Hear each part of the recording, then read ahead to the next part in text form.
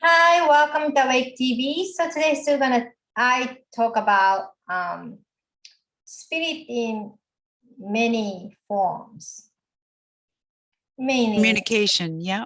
in the animals. So the one with the sign, how do you know you shifted to 5.0D? 5.0D is not all 5D, that's just the beginning of 5D. So not that much different from 4.9D. But how do you know you shifted to that beginning version of 5D? Because we started to speaking to nature. We started to communicating with animals.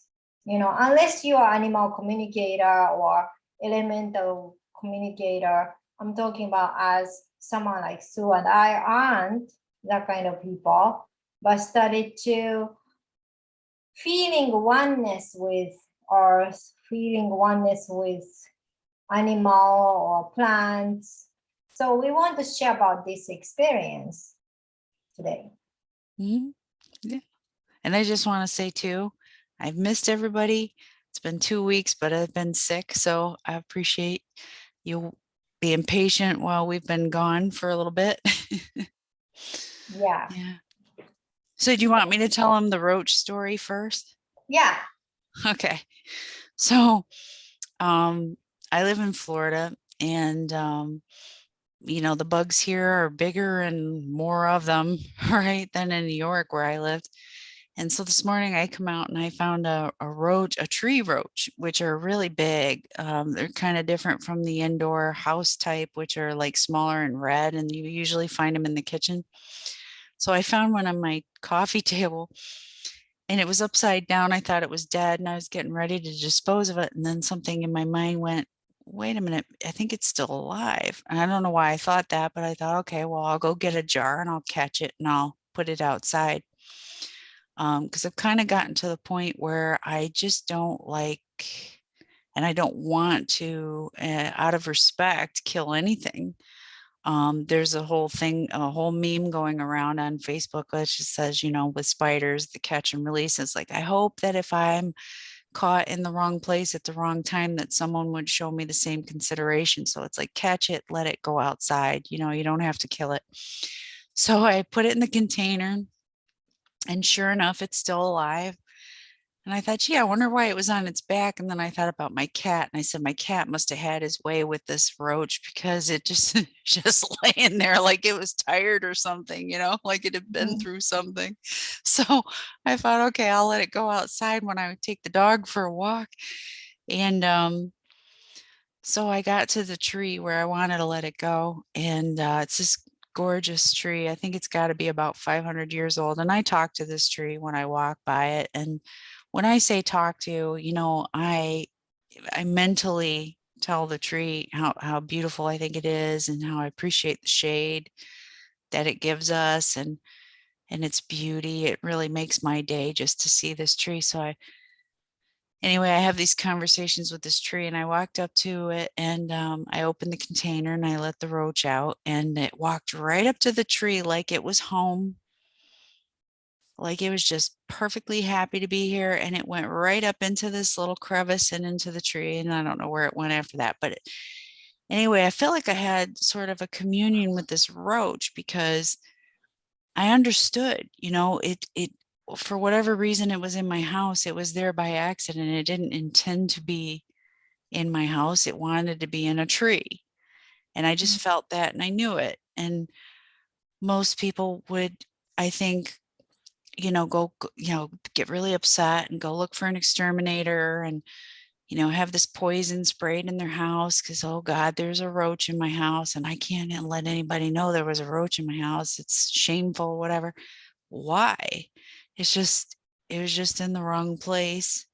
It was in a place it didn't want to be, and there's a big cat chasing it, and I didn't have the need to kill it. I had respect for it, and it was actually kind of pretty. It had these two little round circles on its back, and it looked like eyes once it turned over. And so it's got to be sort of a survival mechanism. You know how animals have coloration that makes them look bigger to predators or whatever. So I could actually appreciate this creature that most people would recoil from. And I just bring it up because my old self would have been like, oh my God, and oh, there's a roach in my house, and oh my God, and I'd be upset about it, or I'd be worried what someone else would think about it. And it wasn't that at all. It wasn't any, oh my God, it was nothing. It was just, he was just in my house, he or she. And it wanted to be out of my house, and it was quite happy to be out of my house, and I don't think I'll see him again. But if you ever heard of Aesop's fables, Aesop was I don't know, some sort of kind of like person that would teach life lessons through storytelling. And one of them was about that. It was about a child being upset because he stepped on an ant. And Aesop said, I know you didn't mean to. I mean, the child was crying. The child was very upset for having taken this life accidentally, but still. And I think, when you talk about 5D, this is kind of one of the things we're coming back to, is realizing that just because we can do something doesn't mean we want to or that we need to. And as I was gardening today, I came upon I had to get my garbage can to put the lawn refuse in, and there was a whole red ant colony. And I do tend to recoil from the red ants because they bite me. But I stayed away from them, and I just got my garbage can and I went about my business. And I just didn't feel this need to come out and put ant poison there and kill this colony when really I've disturbed their life. They're just busy living their life. They're not offending me. If anything, I've offended them because I've come and taken their shelter off their little camp there, Yeah. And as long as I don't stand on the mound, they're not going to bite me, and I just went about my business and they went about their business and everybody was happy. So my vision of 5D is we're coming to that point where we can actually, if we really intend to, we can know what something wants by thinking about it, like projecting our thoughts to it and trying to, see if you can feel into, like, what is this thing's purpose? There was a man that went out and he worked with gorillas, but when he was going to do that, like the actual animal, not, a group of people that are fighting a government, and he decided that he wasn't going to take his gun with him, his rifle with him. He was just going to go walk into this guerrilla community and work with them. And there was a woman, Jane Goodall, that did that too. But you would say to yourself, okay, so why didn't the guerrillas kill him? And he really believed that if he had brought his gun, that he might not have done so well as he did. And I think it's because animals and nature, even the smallest creatures in nature, can tell what our intent is. Oh yeah. And we could find out their intent if we just took a moment and, like, got rid of all the history that we believed in our minds of what something is. I've walked alongside of alligators here in Florida. I mean, not 2 feet away from them. They haven't attacked me. They haven't come after me. They just sat there in the water looking at me, looking at them, looking at me. And I'm appreciating the beauty of this creature and imagining how ancient it is. And it just blows my mind. But I wasn't worried. I didn't have to run away from it. I didn't have to call some group and have it removed from its environment. I mean, it's me respecting this creature, and this creature just noticing me, and it doesn't notice that I'm going to come after it or try and do anything to it. And I didn't put my little dog in front of it so it could eat it either. So, personal responsibility. A lot of people do that. They go after the alligators because they walk their dog right in front of it, and then they wonder why the alligator ate their dog. Well, duh, don't walk your dog next to the alligator pond. But anyway, why can't we just have respect for, and I think we can, it's a choice. It's a higher way of thinking of the world we live in, because it isn't all about us. It's a communion of, it's a coexisting with. It's not, I have to have dominion over everything, and anything that gets in my way, I'm just going to dispatch it, Yeah, exactly. Because 5D means you coexist with each other. So first time I noticed, because there's a geese, bunch of them, in particular pier of New York, like by the river. And then I kind of started to realize they are not afraid of humans. Means they walk around, a bunch of people there, they walk around next to me. They're not even freaking out. And I started thinking, you know what? She's like, animals are 5D already, you know? They could feel our vibration. Mm-hmm. So they don't have to afraid of humans if you are not emitting some kind of idea you want to harm them or something. They can feel it. So they just, be so close to me, like, 10 centimeter or something, I'm like, wow. And even squirrel, I remember, like, long time ago, squirrel never come near you unless you have food or something. They're very cautious. But now squirrels are like very close to you and they're just staring at you. So I stare at the squirrel, squirrel stares at me, and I'm thinking, wow, they're not even afraid of humans, and they can tell. And then we have more other animals, who is, I guess we're so used to dogs or cat, or some people they're walking with dog. And then I love dogs, but when you look at them, you can tell their emotions, I mean, a lot of dogs, they love me for some reason, and then they just have full of emotion and they just want to interact with me. Like, you can tell, even though they can smile, you can tell they're smiling at you. It's the So eyes. You can see yeah, it in their eyes. Yeah. yeah. And then people say dog cannot think. I think they do. They Oh. started to have very simple, but like they're not as stupid as we think they are. They have emotions. They can think.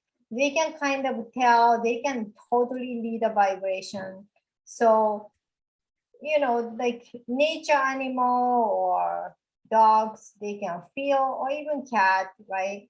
And then trees, I have been talking to trees for a long time, and then trees are very interesting. They know about history, like what's happening in the area. And then, if it's big, means they thick, big tree. They are very old, so they know a lot of history, which I don't see, where I go. But even like small trees, it's nice to talk to them. Sometimes I just gonna, ask my question, nothing to do with them, but they can answer, Like when I just shifted to 5.0D, I asked them, am I ready here? I know trees are there, but am I? They're like, yeah, you are, Yeah, I was like, In okay. 5D. Right. Yeah, Right. 5.0D, which is Well, not that different from 4.95D, very slight difference. So sometimes you don't know. And then when trees gonna confirm you, because animals, trees, natures, they are already 5D because they align with Earth. Earth shifted to 5D. So besides humans, they all shifted. So you know, when you watch YouTube video or something, like some animals are coexisting with each other instead of eating with each other because they are shifting, right? They are shifted or something. So they no longer have to be so, what you gonna call it? How we used to know. Adversarial, Yeah, how we used to know, like, predatory. yeah, predatory, you know? Hmm. Well, yeah, I mean, because I mean, especially if you're talking about farm animals and that have always been thought of as maybe natural enemies, they're being fed. So they don't need to kill each other because they're not hungry. Um, and how many times, I mean, I've seen so many like the wild cat rescues where they pair the cat with a dog because the dog calms the animal. And normally you would think, well, why would you put a lion or a tiger or whatever with a dog? It's going to kill the dog. Well, no, if not, if you're feeding it, it's not going to kill the dog.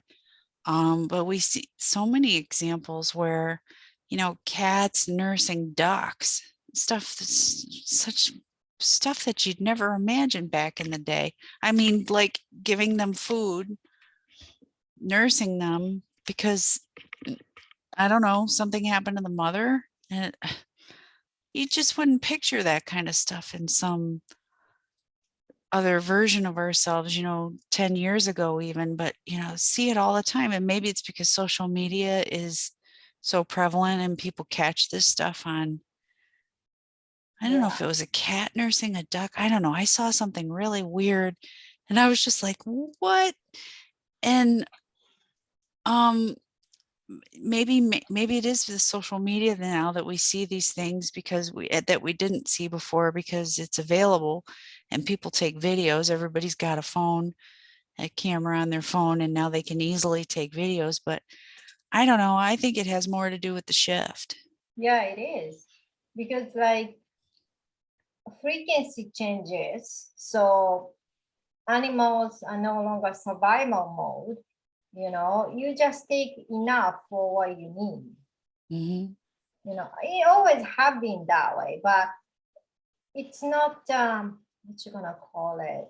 The vibrationally, it's not a hostile vibration anymore. It's more like peaceful. So everything, anything is peaceful, you know?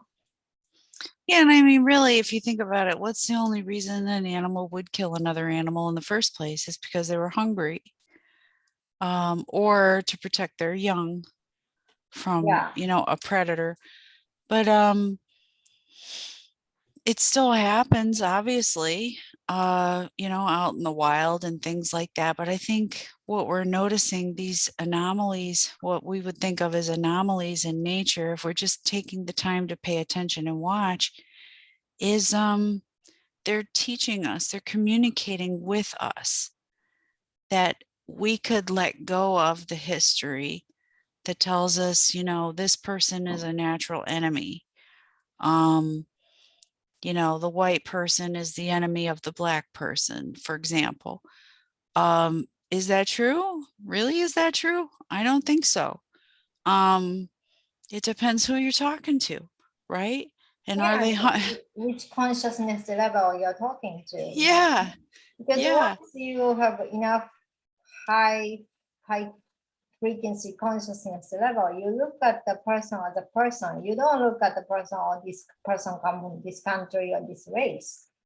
As exactly. far as I know of, I mean, high frequency beings, some of the planet like Lila, they do have all different kind of people, like the original people. It's not the cat looking people only. Original Lila, they had the Pleiadian looking people too, because they're one of the oldest civilizations. So all these Pleiadian looking people or Syrian looking people, they came from Lila originally, and they started to inhabit their own planet and started looking, you know, more different or whatever.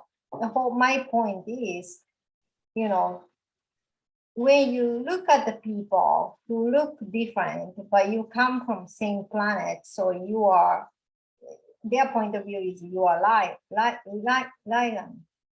It's not, oh, you are blue people or you're blonde, like, oh, we have to discriminate with each other. So it's very Now you're different talking about culture. Lyria, right? Lyria or Lyran, Yeah, Lyrian. Okay, yeah. So gotcha. the So thing there's a mix. Yeah. yeah, it's all different kind of people. It's not the only cat-looking people there. Now it's cat-looking people, but used to be all different kind of people. And they had a war, and then people immigrated out there. But the whole point is like when the planet comes to certain frequency level and certain advanced civilization, you don't look at the people because of the country or skin color anymore, because it's silly. You come from same planet, and then you make distinguishment against like whatever skin color, but you come from same planet. So really, I mean, what's the difference, right? And that's how the extraterrestrial sees us. Like it's very peculiar behavior. That we fight with each other. Yeah. They Yeah, don't. because you Yeah. come from the same, it's not the same culture, but it's same planet. So you experience the same thing. So everything happens for the reason, and it's not like only bad thing. Even like COVID thing, everybody experienced it globally. So it's a common experience for the entire planet, right? So that's Earthling's experience. So when you reach 5D, you started looking at the person as person, not like, oh, you practice this religion or your skin color. Of course, sexual attraction, that's different. If people do have their, it's not that you are coming from same race and you are attracted to only this person. People do have preference, right? It's not a fetish. They have those for whatever the reason. But when the person cannot be friend with someone who is different race because you have some preconceived notion, or I can't trust this color people. Like really, if you cannot even be a friend, or not to try to be friendly because you work together, but you can be friend. Or just have a conversation. I mean, what does that Well, hurt? yeah, if you can be friend, you're not discriminating because you're friends. It's not, it doesn't need to have a sexual thing in between. So it's a more pure form of connection. Sexual thing, it's a totally different animal. So if you happen to have, attracted to certain kind of people, that's not fetish. You just are attracted to certain kind of people, and that's not a discrimination either, But friend, if you have some kind of like prejudice, like, oh, I don't want to be with friend from this person from this culture or country, maybe you're not 5D yet. But if you're open to be friend with person because you guys happen to have a same hobby or interested in same thing, so you're connecting the person with human level. So once you're connecting with person with human level, you don't see the color, like when you look at the little children, the race, that kind of thing is taught by the parents. Kids don't know the skin color. No. They just look at, call the person's name in the kindergarten. They become friends. They don't have any prejudice, right? It's a social, I guess, conditioning. They teach. Unless they're taught from a very young age, but Yeah, that's, yeah. yeah. Because kids are like more higher frequency, so they just look at, I mean, kids can tell the difference between human and gorilla, as long as human beings do have the same structure, they don't see the skin color, I saw something interesting the other day. It was a video of a hawk that came after a duck in a farmyard. And the hawk looked like it was going to kill this duck, because started seeing feathers flying, and then the donkey, was it a donkey? No, it was a goat. The goat came flying out from the yard and started looking like it was going to headbutt the hawk, but and then another animal came. I couldn't tell, it was a bird of some kind, was coming to the rescue as well. Wow. So these farm animals, they have relationships, and they respect each other, and they look out for each other, because this is my group. So this hawk, even though it was within its rights to come in and try and eat, the rest of them went, no, that's my friend. You're not doing that. And they made it go away. And I think, like there was a good Budweiser commercial where, the dog was growing up with the Budweiser horses, and then it found a new owner, and then the dog ran away to try and find its horses again, because they were his people. And it was a really heartwarming kind of, Budweiser commercial around Christmas time or whatever. But, I think we see things like that in life where animals bond with each other, and they're unlikely allies. But because they shared an existence together, they mean something to one another. And I just think we can learn from nature. The more we watch this kind of examples that they're showing us, they're communicating to us what it is to be connected. Yeah, they're the good teacher. Like, even though it's unlikely, or in our history tells us it's unlikely, we're starting to find out that isn't true anymore, that the strangest of pair-ups, circumstances bring animals together, especially rescue animals. Like I said, the pair, like a rescue wild cat, big cat with, dogs, because dogs are soothing and they calm them down, and they show them how to behave, where they are, until they can be rehabbed and released again.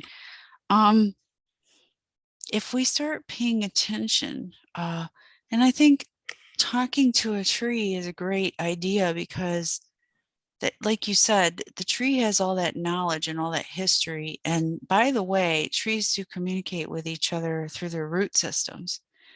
And I don't know how scientists did it, but they proved that the electrical chemical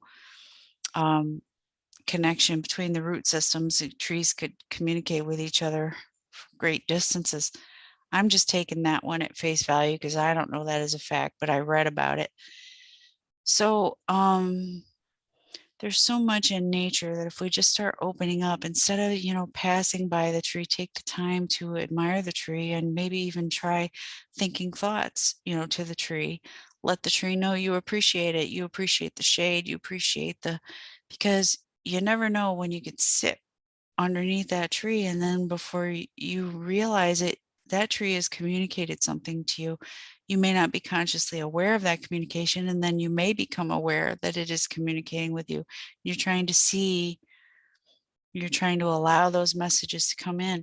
And the more we are open to communication from unusual sources, then that day when we actually do commune with galactic societies, it's not going to be weird at all, because if you start small, start with something that you're not used to doing, and then you get used to it, it becomes natural to you.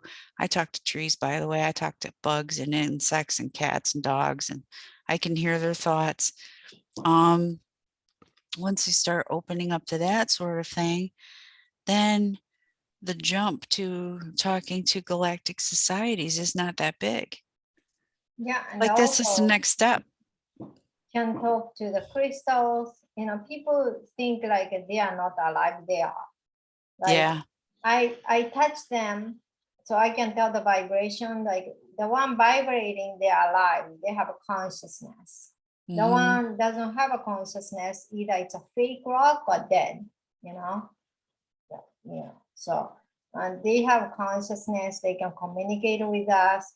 So even like, those of you who feel like you have no friend or something, you can talk to trees and tell trees about what you're going through and see what tree has to say, or maybe sending you the loving energy, or who knows, right? Yep. Yep. And the wind. I mean, why are people so attracted to flowers and plants? Why do you want to put them in your garden? Yes, they're pretty to look at, but there's also an energy to them that they gift you. You gift them by planting them and putting good soil and keeping the weeds away and making sure that they have their nourishment. Well, they have something to give back to you too. So, I think what we're getting at is like, we're hoping that people can see the value in going into the nature, but just opening up to hearing what nature and seeing what nature is showing us. Yeah, tuning into their energy. Like, I recently found this YouTube video, the Leon the lobster. I highly recommend you guys to watch it. But Leon the lobster. so Okay. from story one, you can feel Leon was depressed and upset because he was supermarket lobster, and this person took it to not to eat, but use as a pet. So it's a very interesting, like a high viewership YouTube video. But each episode you watch, you can start sensing what Leon is feeling. So some creature like lobster, people may think like, oh, they don't have a brain because the lobster not like as sophisticated as dog or cat or horses, which is not true. Leon does have a feeling, and the Leon can think, you know. So it's really nice to start tuning yourself into other animals, and then start like using your empathic ability to tune in what this creature is feeling. Could be tree, could be lobster, could be dog, cat, anything. And that's one way of start feeling the oneness. Like we started feeling, okay, we are the resident of this earth, even though we look different, not just humans. We're talking about animals or lobsters or different, but we are all together in this. Yeah. I mean, it's a co-creative existence. I just don't think everybody realizes that. It's kind of like we've been taught it's got to be a dominance or it's got to be a hierarchy. And that's been separation for a long time, and that's okay because we needed to explore that. But now we're coming out of separation and we're coming into unity consciousness, which means, that's what the 5D is and ascension is remembering that we're all part of source. So don't we all have our place to carve out in this world together? And we don't have to totally take something out to coexist, or like make it my area. Maybe I can share the area. Yeah, share the area. Maybe that animal has as much right to live here as I do. Yes, I do have a fence, and I hope it doesn't come over my fence, but if it comes over my fence, well, I'm going to wait for it to leave, or maybe I'm going to go on the other side of the fence. I'm going to open the door so it can leave. But I don't have to kill it because it's in my yard. I don't know. I'm just starting to feel these days such a reverence for everything.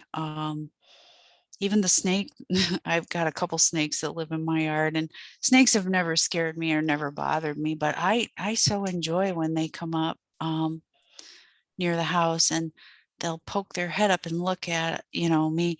As a matter of fact, I did have a communication with a snake, this black racer that I've been wanting to meet because my husband kept telling me about him, but I hadn't seen him and I really wanted to see him. So I'm talking to a friend on the phone, and I saw him coming up the yard. I got excited. I said, finally, I'm going to meet this black racer. And he picks his head up and he looks at me, and I look at him and I said, hi, it's really nice to meet you. I said it out loud too. My friend was on the phone going, who are you talking to? And I'm like, oh, I'm talking to the snake. So doesn't the snake come back down to the ground and right up to my door, to the screened-in porch, and it started coming under the door. And I said, you better think twice about that, because the cat's on the porch and the cat will try to kill you. You might not want to come in just now. I'd like to meet you, but you might not want to come in here. And I no sooner said that it backed right out and went the other way. It heard me, it understood me, and it knew that if it came in to see me, that it could be killed, and I didn't want that. And it yeah, I sound like a lunatic telling this story. I don't care, because it's exactly true. I have a witness, and even if no one else believes it, I know what happened. That snake felt that I wanted to meet it, and it was like asking me, is this a good time? Yeah, but the cat, maybe another time. And I've seen it a couple other times too. So I always think I feel blessed when I see the black racer hanging around the house. Yeah, so we highly recommend you guys to start communicating with animals and nature. So, start feeling the oneness. And that's nice way of using that as a benchmark where you're at. So next week, Sue and I gonna introduce or talk about more interesting topic. Thank you so much for watching. Please share, like, subscribe, and we see you guys next time. Bye. Bye.